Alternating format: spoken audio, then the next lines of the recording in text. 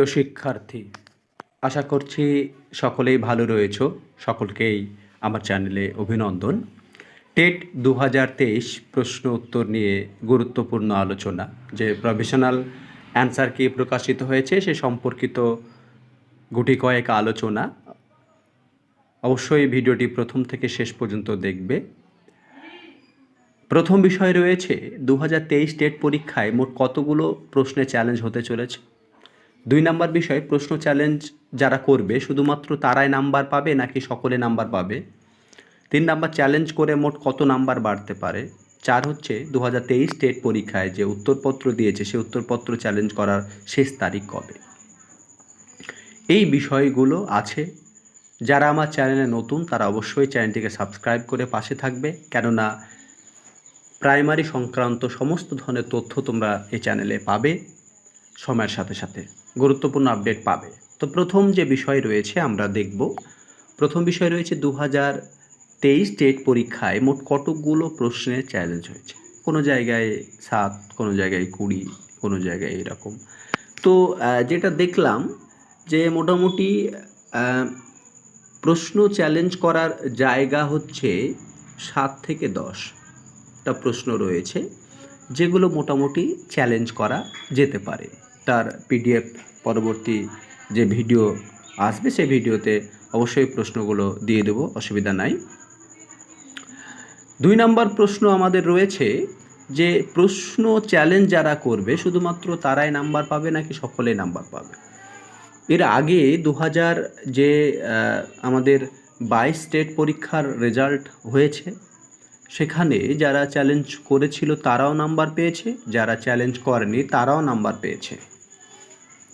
এবার বিষয় হচ্ছে সকলেই যদি ভাবে এই রকম যে আমি চ্যালেঞ্জ করব না, থাক আমার 500 টাকা যাবে, ও হয়তো ভাববে যে না আমার 500 টাকা শেষ হয়ে যাবে। এইভাবে দেখা যাচ্ছে যে সর্বমোট যতগুলো প্রশ্নে চ্যালেঞ্জ হওয়ার কথা কিন্তু ততগুলো প্রশ্নে চ্যালেঞ্জ হলো না, বা যে প্রশ্নগুলোতে নাম্বার পাওয়ার জায়গা ছিল সেই প্রশ্নগুলোতে চ্যালেঞ্জ হলো না। সবাই হয়তো ভাবলো যে না আমি করব না, কেউ করবে।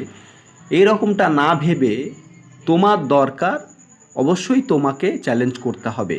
উপযুক্ত প্রমাণ বিভিন্ন জায়গায় পেয়ে যাবে, বিভিন্ন চ্যানেলগুলো প্রোভাইড করছে। আমার মনে হয় যে অবশ্যই নিজের জায়গাটা নিজেকে বুঝে নিতে হবে।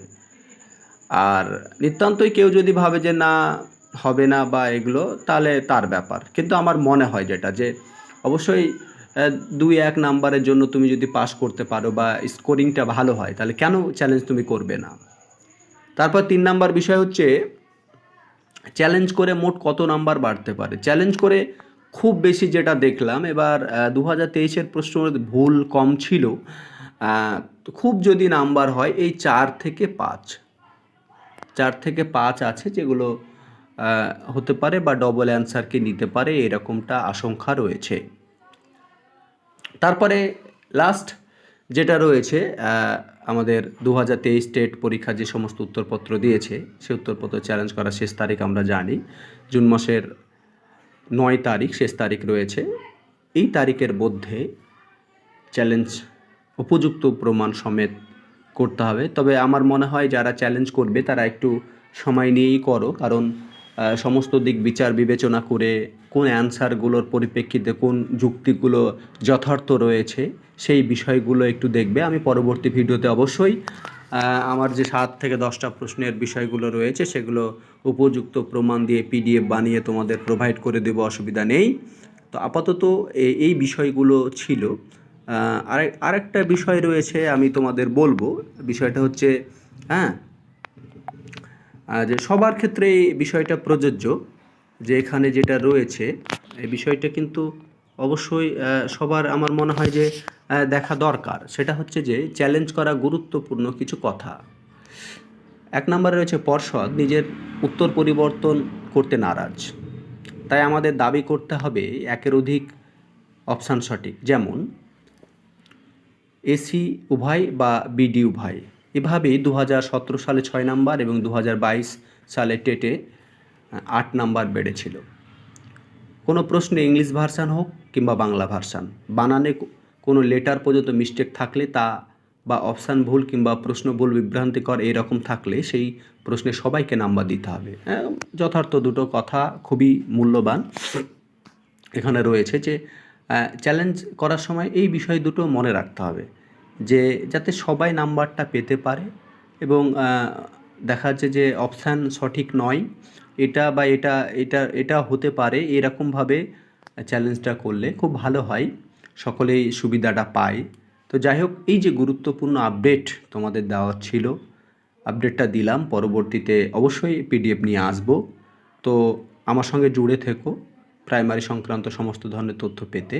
আর চ্যালেঞ্জ করার পূর্বে এই যে শেষের দুটো কথা, এটা অবশ্যই মাথায় রেখো আর একটু সময় নিয়েই করো, ঠিক আছে? তাহলে সকলে ভালো থেকো।